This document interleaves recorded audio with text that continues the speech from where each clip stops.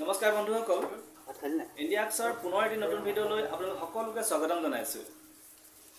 আপুনি যদি এজন ইউটিউবাৰ হয়, আপোনাৰ যদি এটা ইউটিউব চেনেল আছে য'ত আপুনি ভিডিঅ' ৰিলছ আপলোড কৰে, আপোনাৰ চেনেলটো মনিটাইজ হওক বা নহওক, আপোনালোকলৈ এটা নটিফিকেশ্যন আহিব পাৰে ক্ৰিয়েটৰ ডেম'গ্ৰাফি বুলি, য'ত লিখা থাকিব পাৰে মেক ইউটিউব মোৰ ইনক্লুচিভ বুলি। এই যদি নটিফিকেশ্যনটো আহে আপুনি কি ধৰণে কি কৰিব লাগে এই ভিডিঅ'টো জনাই আছোঁ। এইটো এটা সাৰ্ভে হয়, যেটো সাৰ্ভে আপুনি ইউটিউবৰ চেনেলত গৈ কৰিব পাৰে, সেটিংত গৈ ক্ৰিয়েটৰ ডেমোগ্ৰাফি সেটিংত গৈ কৰিব পাৰে। কেনে ধৰণে কি কৰিব লাগে মই এই নতুন চেনেলটো খুলি আপোনাক দেখুৱাই আছোঁ। মোৰ পুৰণা চেনেলটো যেটো মই বৰ্তমান ভিডিঅ' আপলোড দিছোঁ তাত মই আগে কৰিলোঁ, এতিয়া তাত নতুনকৈ 45 ডেজৰ পিছতহে কৰিব পাৰি। সেইকাৰণে মই নতুন চেনেল এটা খুলি আপোনালোকক দেখুৱাই আছোঁ যে কেনে ধৰণে ক্ৰিয়েটৰ ডেমোগ্ৰাফি নটিফিকেশ্যনটো আহিলে কি কৰিব লাগে। ভিডিঅ'টো শেষলৈকে চাই থাকিব।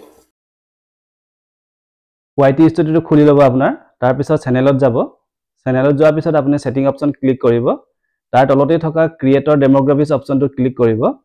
তাৰপিছত এই পেজখন খোল খাব য'ত লিখা আছে হেল্প মেক ইউটিউব মোৰ ইনক্লুচিভ বুলি। তাত আপুনি টেক সাৰ্ভে বুলি লিখা আছে তলত, টেক সাৰ্ভেত ক্লিক কৰিব, মানে ইউটিউবৰ সৰ্বাংগীন বিকাশৰ বাবে আপোনাৰ হেল্প প্ৰয়োজন বুলি এই পেজটো লিখিছে। আৰু বিশেষ একো নাই, 5টামান কুৱেশ্যন দিছে, 5 মিনিটত 7টামান কুৱেশ্যন দিছে, 5 মিনিটত কৰিব লাগিব।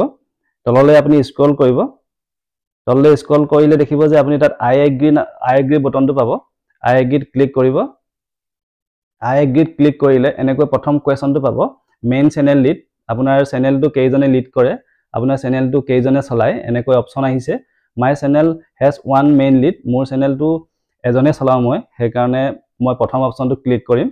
আপোনালোকে কোনটো অপশ্যন ক্লিক কৰে, কেইজন আপোনালোকৰ ক্ৰিয়েটৰ আছে, কেইজন আপোনালোকৰ অনাৰ আছে, কেইজনে চেনেলটো চলায়, ক্লিক কৰিব আপোনালোকে নিজৰ ইচ্ছামতে। নেক্সটটো আছে আপুনি কি কি ভাষা ব্যৱহাৰ কৰে, which of the following is your the main native language, আপুনি কি কি লেংগুৱেজ ইউজ কৰে। মই হিন্দী ইউজ কৰোঁ, ইংলিছ ইউজ কৰোঁ, বঙালী ইউজ কৰোঁ, আৰু নিজৰ মাতৃভাষা মই আছামিজ ইউজ কৰোঁ, সেইকাৰণে আছামিজ দিছোঁ। আপুনি কি কি ইউজ কৰে আপুনি নিজৰ ইচ্ছামতে দিব। নেক্সটটো হৈছে do you the mainly think your self as a member of LGBT community, আপুনি LGBT কমিউনিটিৰ মেম্বাৰ বুলি নিজকে ভাবেনে লিখিছে, মই নো, সেইকাৰণে নো বুলি দিছোঁ। নেক্সটটো হৈছে which of the following do you the mainly think of your self as, মানে আপুনি নিজকে মেন বুলি ভাবেনে ওমেন বুলি ভাবে লিখিছে, বা অন্য নন বাইনাৰী এনেকৈ লিখিছে। মইতো এজন ল'ৰা, সেইকাৰণে মই মেন বুলি লিখিম। আপোনালোক কি হয় আপোনালোকৰ সেইমতে লিখিব।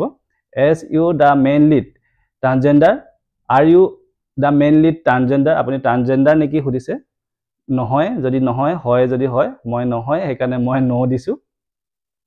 নেক্সটটো which of the following best describe this channel, select all apply, গোটেইকেইটা এপ্লাই কৰিব পাৰে, কেইজন ইণ্ডিভিজুৱেলি আপোনালোকৰ চলায়, এজন নে দুজনে, মই এজন সেইকাৰণে এজন লিখিছোঁ। পিছৰটো হৈছে আপোনাৰ প্ৰগ্ৰেমলৈ, কোনোবা প্ৰগ্ৰেমলৈ আপোনাক মাতিলে আপুনি যাবনে এনেকৈ সুধিছে, মই ইয়েছ দিছোঁ, কাৰণ যদি মাতেতো কোনে নাযাব, মই যাম বুলি লিখিছোঁ, আৰু মই ইয়াত ছাবমিট কৰি দিছোঁ।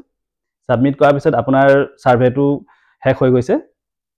ছাৰ্ভেটো কৰাৰ পিছত আকৌ আপোনাৰ প্ৰথম পেজলৈ গুচি আহিছে, সেই প্ৰথম হেল্প মেক ইউটিউব মোৰ ইনক্লুচিভলি যিটো পেজ আছে সেইটো গুচি আহিছে।